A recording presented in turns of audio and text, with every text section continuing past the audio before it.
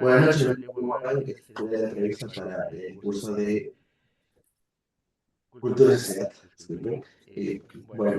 Me han pedido hacer unas preguntas con respecto a la crisis económica de los años 80 y 90. Acá tenemos a invitados especiales, mis padres, y bueno, hay Otto y la señora Kelly. Y bueno, entonces empecemos con Otto. ¿Cómo recuerdan la situación económica del país durante los años 80 y 90? A ver, buenas noches. Yo recuerdo en los años 80 que la economía estaba muy dañada, había una hiper superinflación, las cosas se devaluaban todos los días, de lo que costaba un artículo 100 soles, costaba al día siguiente 400, 500 soles. En los años 90 entró otro gobierno y hubo una mejora, se controló la hiperinflación, la economía comenzó a cambiar y a mejorar. Ya. Sí, ya que, bueno, ¿cómo recuerdas la situación económica de esas épocas? ¿Qué épocas? ¿En los 90? 80 y 90. 80, Entre el 90. 80 y 90, más o menos. La situación económica era muy baja, pésima. eh, no alcanzaba el dinero suficiente para comprar los insumos. Se había devaluado el dólar. En ese tiempo, bueno, mis padres, que era el 80, al 90, mis padres mencionaban siempre el tema del dólar MUC, ¿no? Que se gestionaba y mamá siempre hablaba del presidente Bermúdez, que lo había hecho como una opción para generar más divisas. Después lo siguió, si no me equivoco, Alan García, del 85 al 90, y Alan García, en vez de mejorar eso, llevó todo a un desastre total en la economía. Vino la hiperinflación, nos endeudamos, no había para pagar al Entonces, extranjero y las divisas. ahí ya me estarías. Entonces, ¿qué cambios tuviste que hacer en tu vida diaria para adaptarte a esa crisis? Economizar. Ya no se compraba azúcar, se compraba chancaca. Ya no se compraba leche en tarros, se compraba leche en sí. Empezó Alan García a distribuir leche en polvo. Ya no se compraba aceite, sino manteca, manteca tropical. Ya no se, la leche no se podía conseguir, también repartía soya. Igual con los panes, era una mejor harina, así que como no se había harina con bromato, lo que se hacía era comprar un pan tolete, que era un pan que tenía una especie de cobertura que era bien gruesa y había que masticarlos. Y cosas similares. Entonces, señor, ¿qué cambios tuviste que hacer en tu vida para adaptarte a esa crisis económica? Bueno, la crisis nos enseñó a adaptarnos y a poder tomar algunas medidas. Yo recuerdo que las largas colas teníamos que turnarnos o levantarnos temprano para poder conseguir el pan y víveres de primera necesidad. Recuerdo que también ahí se racionalizó por días lo que se compraba, ¿no? No teníamos la suficiente cantidad para poder, suficiente alimentos para poder ahí desperdiciar, sino que lo comprabas, lo optimizabas lo más que podías, no Y, botabas. cierto, ¿hubo algún momento especialmente difícil que le marcó su vida en esa época? Sí, por ejemplo, justo en esa época de los 80 también, aparte de la hiperinflación, la crisis económica, estaba el tema del terrorismo. Yo recuerdo que había toque de quedas todos los días, a partir de las 12 de la noche hasta las 6 o 5 no podía salir de la casa. Todos estábamos en casa. También aparte había atentados, coche de bombas, los militares y policías salían a la calle. Era una situación muy crítica, muy complicada, ¿no? Y eso sería con respecto a la crisis económica, hubo momentos, pues, bueno, totalmente difíciles que marcó hasta que la actualidad marcó su vida. Sí, ir a los mercados y no encontrar insumos, porque ya los puestos de mercado se habían cerrado y se pasaba mucha hambre. Eso hizo que Alan García, en su gobierno, formara beneficencias y comedores, implementando así la repartición de comida. También creó el medio de FREPAC, donde repartía insumos de pescadería, ¿no? Puro pescado. Sumado a ello, yo soy de centro de Lima, soy de Barrios Altos, estoy a 10 cuadras de la Plaza de Armas. Todo el tiempo había toque de queda, habían apagones, coches bombas. eh, pasaban los terroristas, primero empezó con Sendero Luminoso y luego agarró fuerza ya con el terrorismo, con el MRTA. Y lo que pasaban eran repartiendo volantes, y si tú los recogías también eras un terrorista. Ahí mismo nomás seguían seguidos de policías, en ese tiempo era la PIC, la Policía de Inteligencia Peruana, la PIC, y también ellos reforzaban eso. Habían levas, porque el servicio militar era obligatorio, y el que no hacía servicio militar o estabas también en los toques de queda afuera, te levantaban con la leva. Tenías que andar todo el tiempo documentado y andar cuidándote, porque sí daba mucho miedo salir. Los atentados eran en cualquier momento. Se iban las luces todo el tiempo. Veo que fue una situación bastante difícil.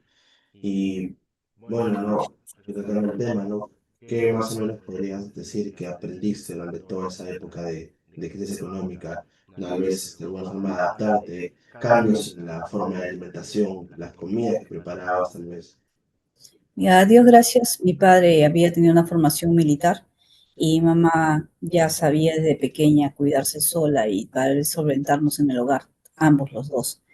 Por ende, también lo que hacíamos era organizarnos bien con respecto a los gastos, solamente lo puntual, ahorrar lo más posible, porque lamentablemente la moneda se devaluaba todo el tiempo. Los insumos había que cuidarlos, porque después un día podía haber, por ejemplo, cuando la chancaca cubre el azúcar, un día podía haber hasta, pero a veces la chancaca también desaparecía. Tomaba solamente el agua con el té, sin sabor. Así está la situación en el Perú. Y este es un reto que puedes decir que aprendió, que, de qué manera también pudo haber afectado en su trabajo, en sus estudios, esa crisis económica. Bueno, en esa época yo todavía no trabajaba, pero sí ayudaba en casa, me cuidaba a mi familia para que cuando era de noche ya nadie saliera. Siempre en las mañanas, como indiqué, con mi mamá o mis hermanos íbamos temprano a hacer colas. Y creo que ahí hemos sentido la necesidad de poder considerar lo que tenemos, ¿no? Y actualmente hago como como un tipo de reflexión, considerar, porque a veces los recursos naturales o las cosas que nosotros tenemos, a veces en la actualidad hay jóvenes que desperdician o no valoran ciertas cosas, ¿no? Yo, Y justamente hablando de los jóvenes, ¿cómo afectó quizá a los niños y adolescentes de esa época de la crisis económica? ¿Cómo lo podían verlos? O tal vez ustedes mismos que han sido adolescentes. A ver, comentando a eso, te voy a indicar, en ese tiempo no es como ahora, no había computadoras, el teléfono tampoco todos lo podían tener. Sí, habían cabinas de teléfono de uno tenía que comprar un ring, que uno le ingresaba y ahí recién podías hacer una llamada. Ahí se hacían colas en esas cabinas que habían puesto para que tú puedas tener conexión con otro, no existía esto del celular. La televisión, no todos tampoco tenían, no todos tenían el lujo de tener televisión. Tener una televisión en blanco y negro era normal, al menos por mi casa. Pero a colores ya era un lujo. Lo otro también, sumado a lo que estás diciendo con respecto a esa etapa de niñez y adolescencia, al no haber luz, la gente no es como ahora que paran con estos aparatitos, ¿no? La gente leía, la gente conversaba, la gente jugaba, se divertía, había Aún, más empatía. o sea, aún a pesar de la crisis económica que Claro había, que sí, porque había un modo de distraerse, era leyendo, creando historias, o ayudándose. sea, en cierta manera podrían decir que esta crisis económica reinventó la creatividad de los peruanos en tal vez en la alimentación, en el trabajo, en En el muchas áreas, transporte. en no muchas muchas áreas, veces. Entonces, ¿sí? En la familia, en lo social, en lo alimentario, claro, en los alimentos, en el día a día. Todos éramos diferentes. O sea, la situación que había en el Perú era tal que uno tenía que estar todo el día esperando si se iba la luz, si iba a haber un atentado terrorista, si mañana subía o bajaba el dólar por el tema de la hiperinflación y cuáles eran las medidas que se iban a tomar. Uno estaba a la Entonces, expectativa. ¿qué mensaje le podríamos dar a esta nueva generación de jóvenes y de personas adultas también que están comenzando a estudiar con respecto a eso de la crisis económica? ¿Qué es lo que tal vez no desearían que jamás volviera a pasar durante esa crisis, ¿no? De esas épocas? Que yo, en mi caso, que piensen, analicen, investiguen por quién van a votar. Porque la nueva generación son los que ponen a estos padres de la patria y después se están quejando con protestas, que gente que viene incluso de provincia, pero son ellos mismos los votantes, son ellos mismos los que los ponen ahí. Y es que, señor Otto, ¿qué un mensaje le daría a los nuevos jóvenes, bueno, adultos que están empezando también a estudiar? Bueno, yo, mis recomendaciones y reflexiones es saber la historia del Perú, considerar las, las obras, los hechos que marcaron un antes, un después. Había personas que han sufrido y han perdido muchas cosas, tanto materiales como partes emocionales. Esa crisis marcó mucho, pero también nos ayudó a salir adelante, a ser creativos.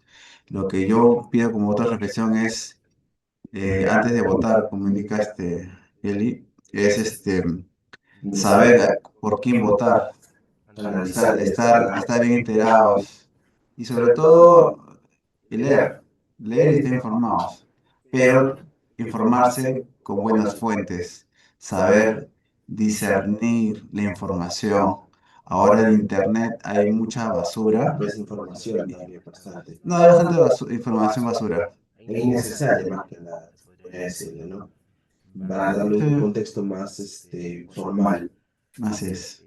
También, bueno, no nos quedamos con ese mensaje en todo caso, generar el patriotismo, generar también, dejarse llevar por la desinformación que actualmente puede ser cualquiera, puede publicar cualquier tontería y media que no tiene nada que ver con los temas reales que significa ese tema en específico.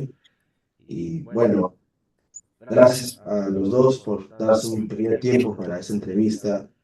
Espero que mucha gente vea esto, sepa realmente lo que está sucediendo actualmente con muchos temas que están pasando a diario en Perú y rezar y pedir realmente para que no vuelva a suceder esa crisis en Perú. Muchas gracias a los dos, que tengan muy buenas noches y gracias a Un todos los gusto. televidentes que estaban viendo el día de hoy. Que tengan Gracias, muy buenas gracias por la noches. entrevista. Gracias por la entrevista. Un gusto. Buenas noches. Buenas noches. Buenas noches.